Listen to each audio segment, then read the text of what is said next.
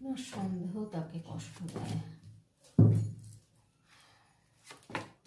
দেখুন উনি কিন্তু, আপনি যে সন্দেহ করছেন সেটাতে উনি কিন্তু ভীষণ কষ্ট পাচ্ছেন। আপনাকে কিন্তু উনি ভালোবাসেন। এখানে দেখুন ভালোবাসার কার্ডই এসছে।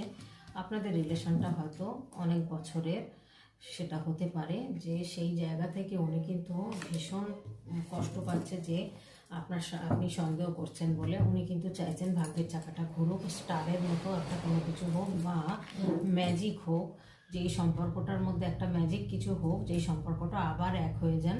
কারণ আপনি সন্দেহটা করছেন দেখে উনি কিন্তু কোনো ডিসিশন নিতে পারছেন না। উনি কিন্তু একটা জায়গায় স্টাক হয়ে রয়েছেন। উনি প্রচণ্ড ভালোবাসেন আপনাকে বা প্রচণ্ড মনে করছেন আপনার কথা।